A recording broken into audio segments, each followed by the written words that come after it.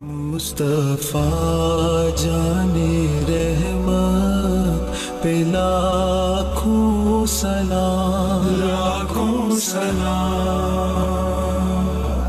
लाखों सलाम। एक दफ़ा ना हज़रत अबू बकर सिद्दीक और जनाबे उमर फ़ारूक की ना किसी बात में शक्कर रंजी हो गई, इख्तलाफ राय हो गया। तो जनाबे उमर ज़रा डाढ़ी तबीयत के बंदे थे, डांट दिया अबू बकर सिद्दीक। तो सिद्दीक एक बार नरम बंदे थे, माड़े दा की काम मोहम्मद नस जाना या रोना।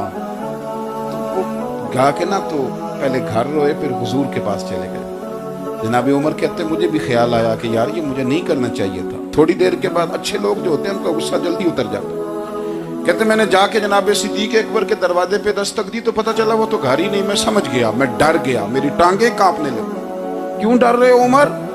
फरमाने लगे इसलिए डर रहा हूँ कि अबू बकर जब अपने घर नहीं होते तो दरवाजा रसूल पे हो। सारी बात तो सुना दी होगी। फरमाते मैं नबी पाक की बारगाह में पहुंचा, सामने अबू बकर बैठे, पुश्त मुबारक मेरे करीम रसूल की काबे की जानिब, चेहरा सिद्दीक अकबर की जानिब, दोनों की गर्दनें झुकी हुई।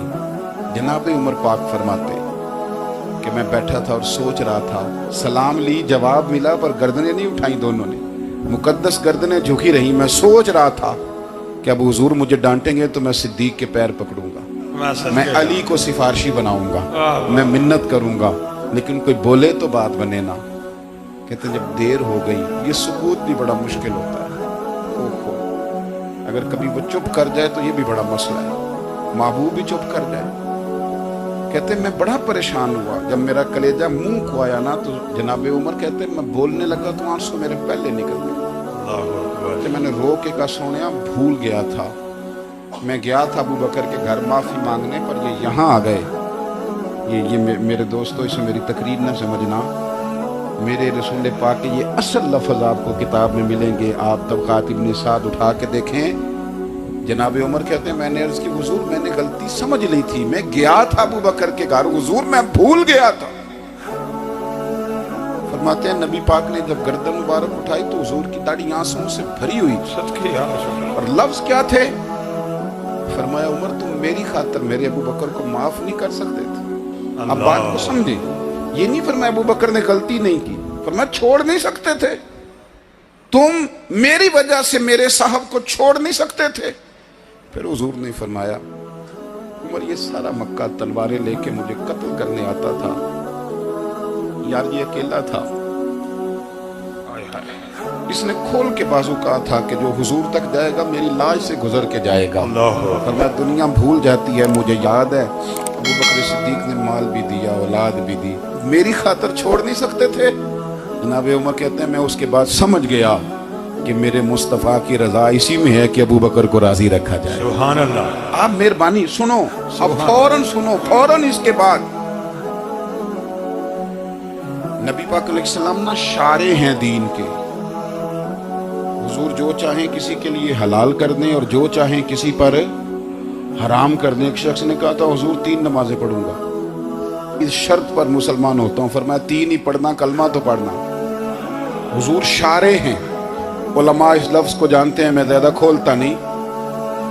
हर शख्स को इजाजत है, अगर वो हुकूक अदा कर सकता है तो एक वक्त में 4 निकाह करे, उसे इजाजत है। अगर हक दे सकता है तो इजाजत है। मौला अली ने भी इरादा किया सैयदा की मौजूदगी में अल्लाह कि मैं दूसरा निकाह करूंगा, सारी कायनात को इजाजत है। तो सैयदा फातिमा के दिल में उन्हें तकलीफ हुई, दौड़ी आई हुजूर की बारगाह। बीबी साहिबा ने जिंदगी भर खुल के कोई बात नहीं की, आज भी यहीं तो चुप करके बैठ गई। बेटियां बड़ी प्यारी होती हैं, अब्बा ही इन्हें बिगाड़ता है, लाड अब्बा ही देखता है, क्या करें मजबूरी है। तो फिर मैंने देखा है बड़े बड़े सियाने अब्बे सगी बहन के बेटे को भी रिश्ता दे के ना, चाहे पाला भी भांजा खुद ही हो तो घर जाके माफी मांगते हैं, पुत्र